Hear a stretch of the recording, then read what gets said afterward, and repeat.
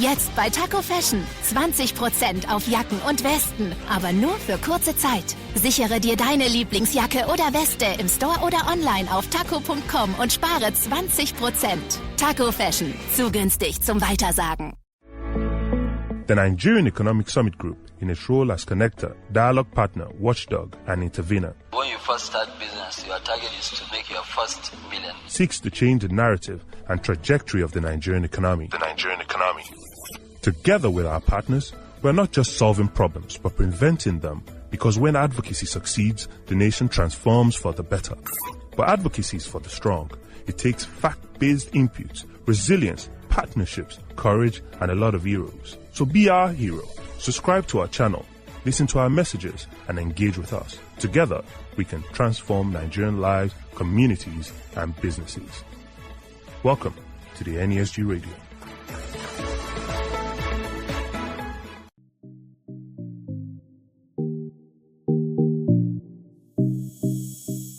In brief, can you please tell us what the Debt Management Roundtable is all about? Yeah, thank you very much.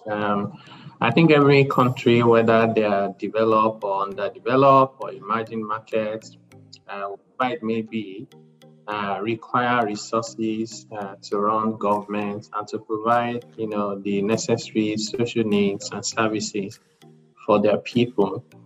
So whenever your budget does not add up in terms of revenue compared to your expenditure, you then have to borrow.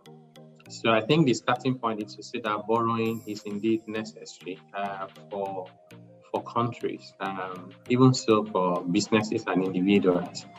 But then if you get to a point where there are concerns in terms of the terms for those borrowings, in terms of your ability to meet those terms, in terms of the utilization of the funds you're borrowing, and your ability to essentially service them and pay back when they fall due, it could become a source of concern and worry for citizens, for businesses, and for the general public.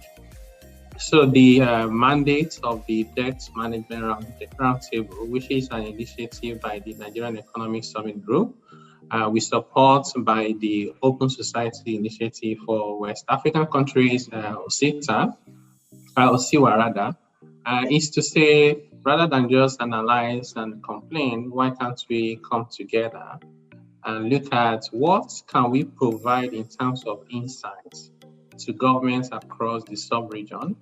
And then more importantly, what can we do to help them ensure that there's better management of their debt for sustainability and for long-term prosperity for their people? That would be the way I'll summarize the mandate of the Debt Management Roundtable.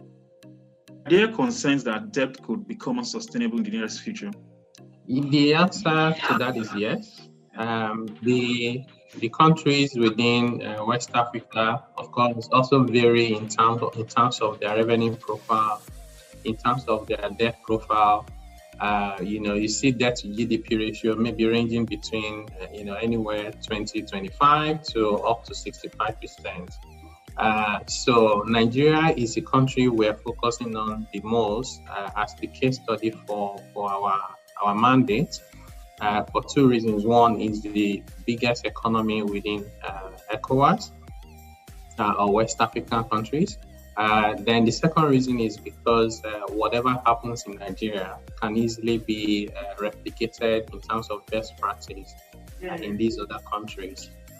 So there are concerns around, debt sustainability, debt management, efficiency of how we manage the money we borrow, whether they're from the IMF or other international organizations, or whether they're from the market like Euro bonds.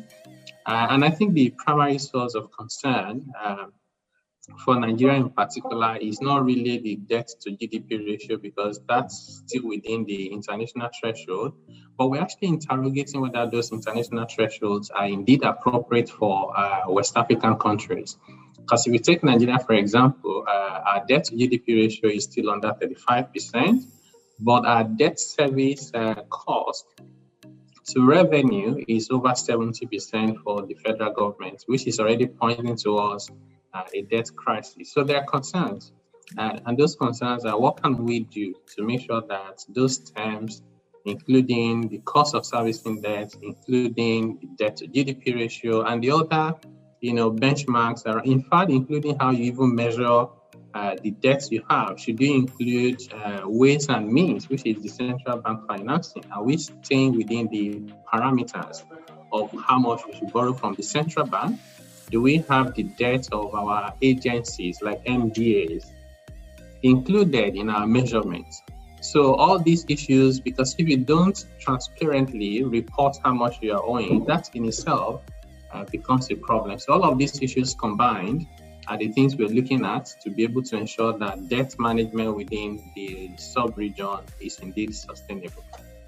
Again, so following from your response, debt to GDP is not showing any serious problem, but in terms of debt service to revenue, we are seeing significant problem, particularly for Nigeria, likewise in some other countries.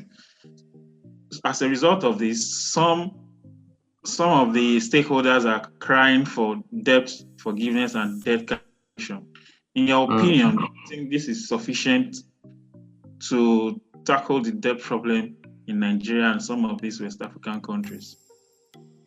Yeah, I think first and foremost, maybe we need to do a lot more public education because sometimes the reactions are out of proportion, I may put it that way.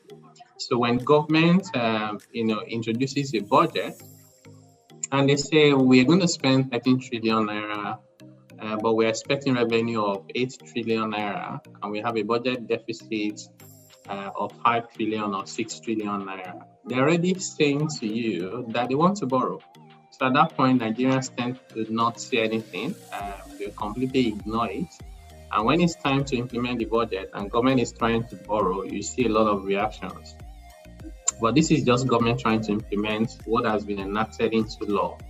As we have seen in Nigeria as well in the past few days, the federal government has also again passed into law an appropriation bill, which is now an appropriation act of almost 1 trillion naira to try and take care of issues relating to COVID-19 and insecurity.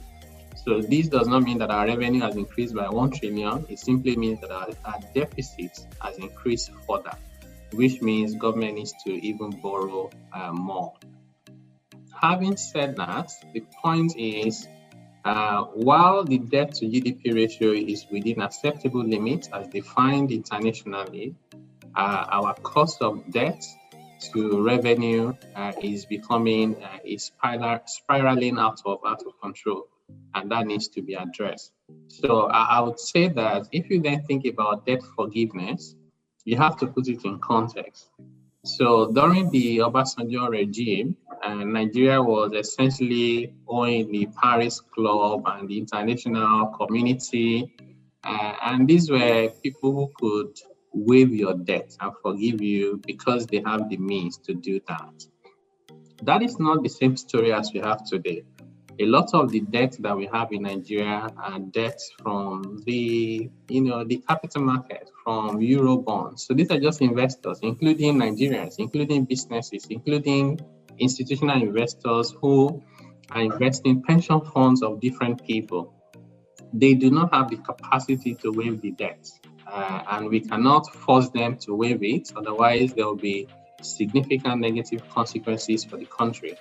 While on one hand, there's nothing wrong with looking at your debt portfolio and looking for opportunities for waivers, renegotiation of the terms, there's nothing wrong with that. But we need to be mindful that a significant portion of the debt that we have in Nigeria will not be eligible for waiver or any forgiveness.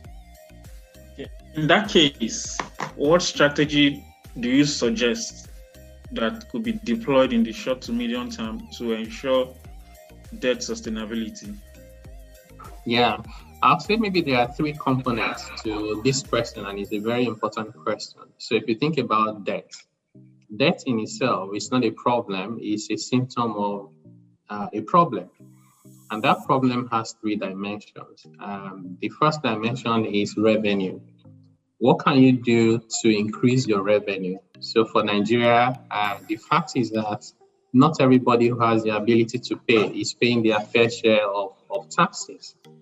So which means government needs to look for different ways, especially using data and intelligence, redesigning the tax system to ensure that we can increase our revenue profile as a country.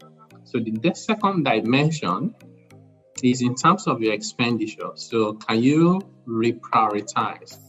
Can you try and look for ways of efficiency? Can you find a way to cut down on waste? Even when you have capital expenditure in Nigeria, sometimes, the general language of it's padded. So you're spending, 10 billion for something that could have been done for half the amount. Jetzt bei Taco Fashion 20% auf Jacken und Westen, aber nur für kurze Zeit. Sichere dir deine Lieblingsjacke oder Weste im Store oder online auf taco.com und spare 20%. Taco Fashion, zu günstig zum Weitersagen. Which is why some of the initiatives around, public-private partnership, we're finding that the private sector is constructing roads at a fraction of what government would have spent with better quality. So private sector's quality is better and the cost is lower. So can we get government to also try and drive some efficiency in that regard? And the third dimension to this is what other alternatives you have for funding public expenditure. It is not everything that government has to spend their money to do. Why should government borrow to construct railways and buy rails? Why should government borrow to provide public buses? Because Labour is complaining about subsidy. In fact, also my second point around waste is you need to think about something like subsidy on petrol and subsidy on electricity. Are you subsidizing the right people? Should there be subsidy at all? So the third dimension then is what expenses can you take out of your book and get the private sector to do it more efficiently. To be able to accomplish this, if you think about projects like electricity, like rail, like ports, like airports, these are areas where private sectors all over the world do excellent and amazing job. They will find the money. They'll fund it, they'll provide the project, good quality, they'll make their money. In fact, they'll make profit and pay taxes to government. So if you explore these three dimensions, I think we'll be addressing the crisis that is looming in terms of managing Nigerian debt. And we can turn the corner to change the narrative for our debt management story. Okay. So just with your response, I've been able to answer some of my questions, but I would like you to shed more light, particularly to the fact that we are already in a debt situation that is concerning. So what measure do you think the government can adopt to probably specific ones now, maybe, to probably adjust the debt situation that we are in, beyond talking about alternative ways of taming debt accumulation? Like the current situation, how do you think we can address it to achieve sustainability in our debt profile? Unfortunately, the practical answer is that Nigerian government will still have to borrow even more. So as at the time we're having this conversation, by the end of the year, our debt profile would have increased because there's no any magic you can perform in the short term. Government will still have to borrow more. So having said that, what can we do to start turning the tide in terms of the direction in which we're going? A few things. When a country borrows, really, to be honest, you don't have to pay back ever. So a country can have a debt to GDP ratio of 60%, 70%, and you keep it at that rate for generations. You can keep it there for 200 years. Because every time that any of your debt, matures, you just refinance it. So you just borrow again to pay the one that has matured. So really, the debt itself is not the problem. The major problem is this cost of servicing the debt. So which means for Nigeria, I'll be concerned, like many Nigerians, about the cost of servicing debt. So what can we do? So the question therefore should be, what can we do about moderating the cost of servicing debt? In the medium to long term, if your economy grows, your GDP grows faster than the rate at which you borrow. So it will bring down your debt to GDP ratio. If your revenue streams grow faster than your expenditure, you will moderate the cost of servicing debt. Also, if the rate at which you borrow is moderated and goes down, so Nigeria borrows sometimes at double digits, if not most times. Whereas countries like the US, we borrow at close to 0%. In fact, there are countries where they borrow at negative rates. So they borrow $1 million from you, and with the understanding that they shall pay you back less than $1 million, and they're still able to borrow negative interest rates. So for Nigeria, we then have to look at these different aspects of one, how can we ensure that the rate of borrowing goes down? And this happened, over the past 1.5 years, even though that also created a problem of negative real returns on investments and savings. But trying to find how do we bring down our borrowing rates will be one aspect. Another aspect is how do you grow your revenue base so that you're not spending 70% in trying to service your debt. And one of it, certainly, is looking at the tax laws. We have too many taxes in Nigeria. So multiplicity of taxes is a problem. So Nigerians pay a lot of taxes, but government collects so little. Why is that? Because a lot of the taxes Nigerians pay are paid to non-state actors. We had some report recently indicating that the agberos in Lagos alone and the taxi association of transporters collect more in revenue than 35 states in Nigeria. So if they were to be a state, they would be ranking maybe number 3, next only to Lagos and maybe FCT or Rivers State. Now, this is not the way to manage your debt situation. So what if we harmonize our taxes, limit them to a few, use technology to collect those taxes so that the possibility of non-state actors collecting revenue from innocent people will be reduced, and those revenues will be channeled to government coffers, and that will raise your revenue profile significantly. We also have some agency of government that are collecting revenue, and they either don't account for those revenues to government or they don't do so on time. We also need to address multiplicity of revenue agencies. Let's harmonize it such that only one agency of government is collecting revenue per level of government, federal, state, and maybe also local governments. So once you begin to address this, what you see is an increase in your revenue. This has been done to some extent in Kaduna State. So I'm not even referring to any foreign country or state. So Kaduna State harmonized their tax laws, and they also automated everything to say you can no longer pay taxes in cash. And over a period of less than 5 years, the revenue of Kaduna State increased by more than 300%.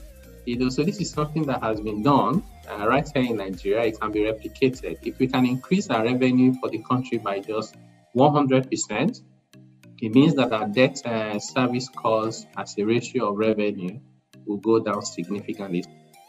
Like, what are the key messages of the debt management roundtable to Ecowas countries? I think our key messages will be, number one, it's important for policymakers and political leaders who have the responsibility for managing our economies, including our debt, to do so in a responsible manner, and do so also using the best resources available to them. When you need to negotiate terms for these agreements to borrow, ensure that you put your best foot forward so they can help us negotiate rates and terms that are affordable and sustainable. Ensure that when you have to borrow, you absolutely do so when it's necessary. and you do so for productive purposes. Countries like Singapore have a very high percentage of debt, but they also have a high percentage of national assets because they borrow essentially to invest.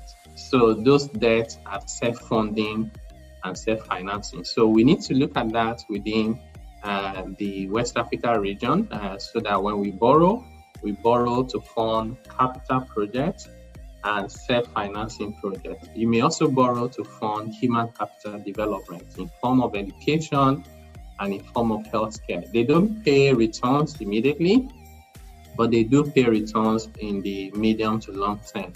So I think responsible management of our debt is important.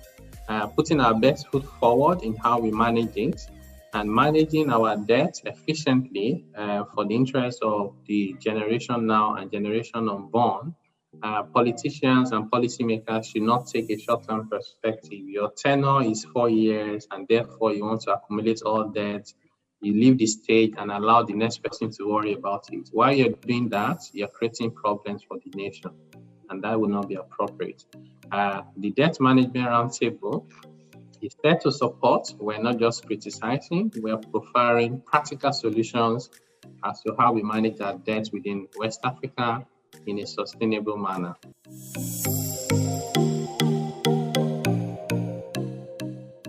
Thank you for listening to our content today. Remember to subscribe to the NESG Radio. Follow us across all social media channels and visit our website www.nesgru.org/NESG Radio. NESG in the national interest.